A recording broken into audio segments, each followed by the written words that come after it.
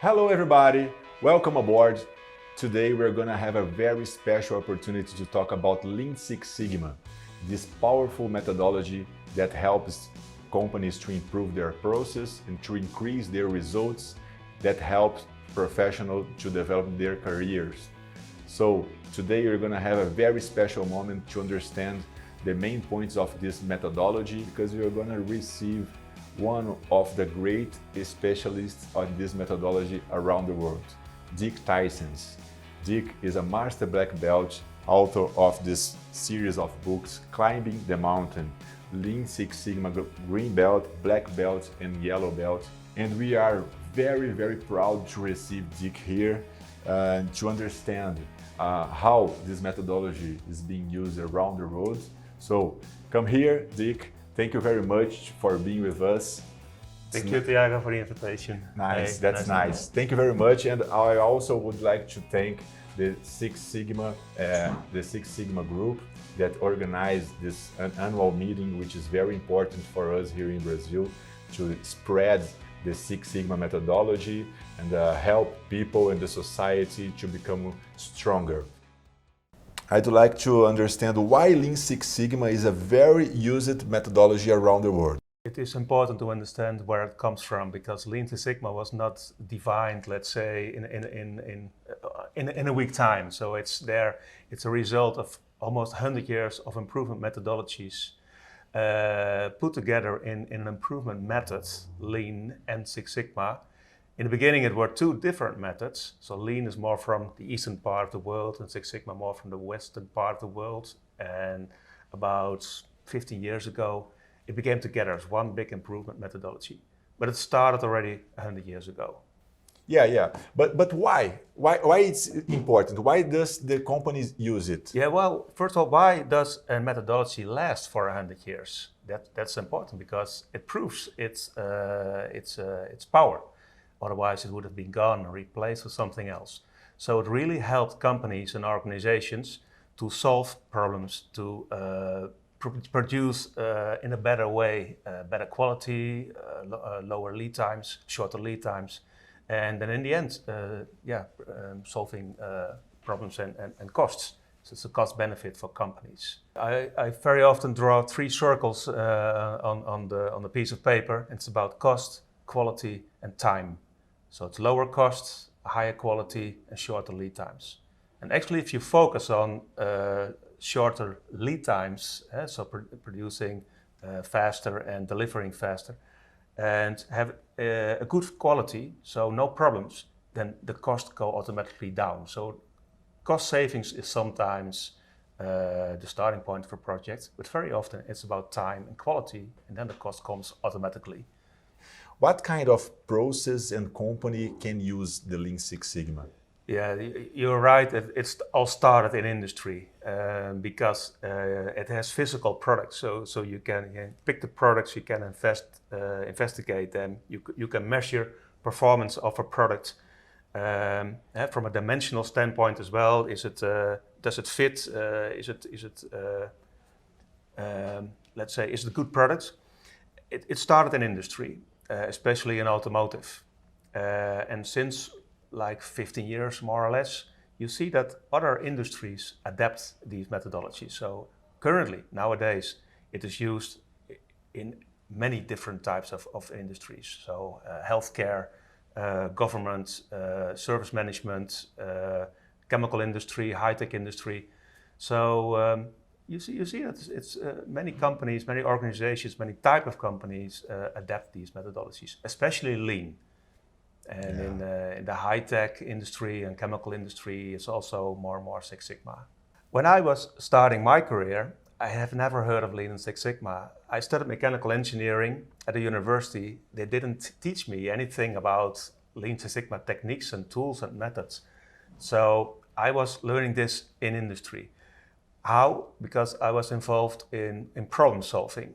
So there was a problem, and at a certain time, the problems were that big that they looked for somebody to solve these problems. And then I got aware of techniques because I was coached as well in my early years, of course, with somebody which was experienced.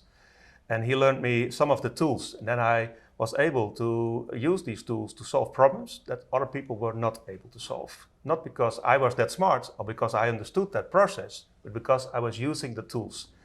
And I got enthusiastic, of course, because I was able to achieve results, and I was studying then more about Lean and Six Sigma. And then I noticed that it's a very powerful toolkit. We have a lot of students in different kinds of engineering that are interested on Six Sigma. Do you think that this methodology is powerful for any kind of engineering? Yes, I think for many types of engineering it is powerful. So first of all, you have the different kind of industries. We already mentioned, and you mentioned chemical industry, automotive, the normal mechanical industry, let's say.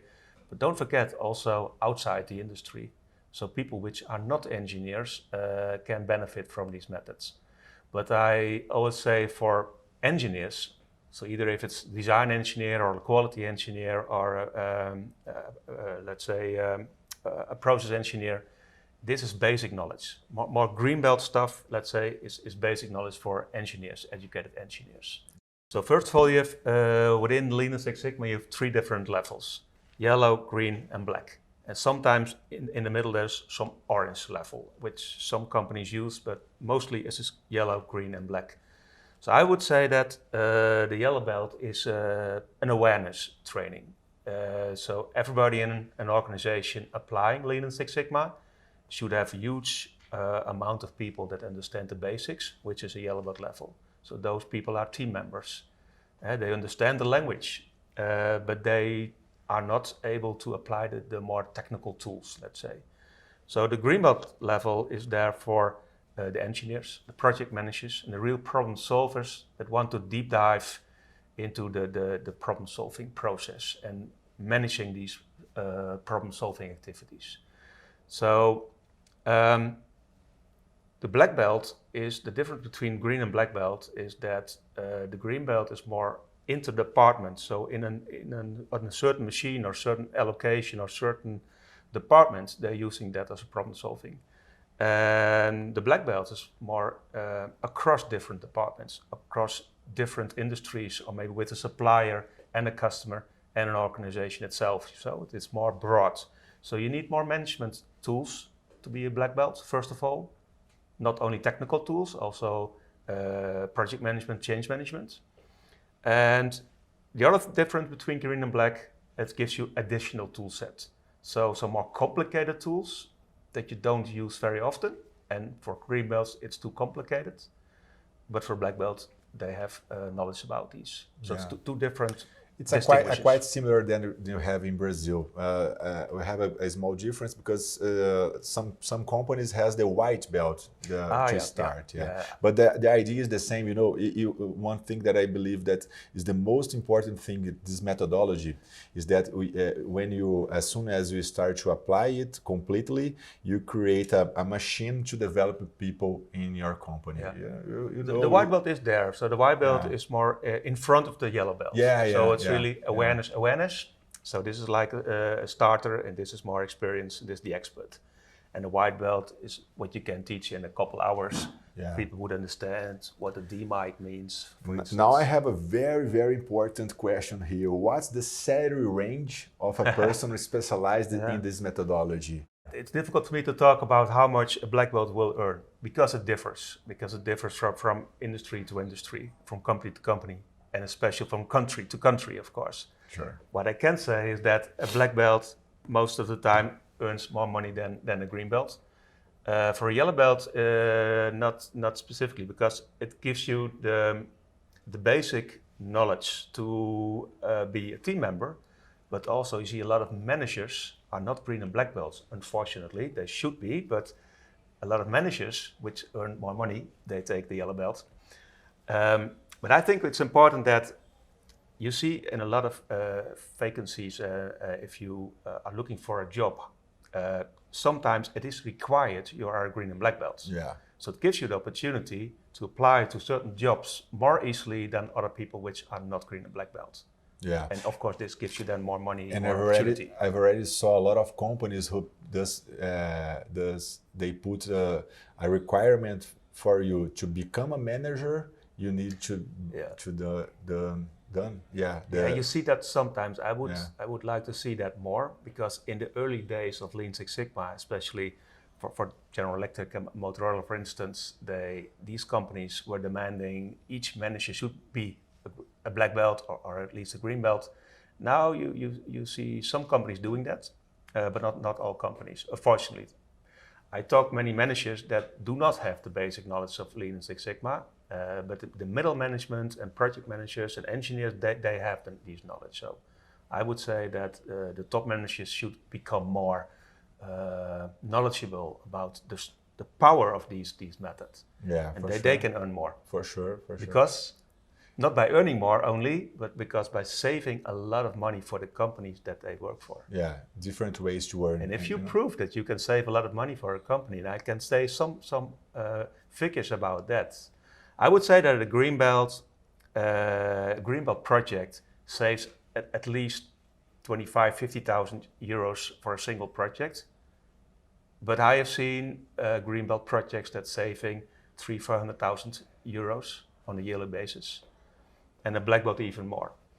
So, and a green belt project takes like 3-4 months, and you could do it as let's say, as part of your job.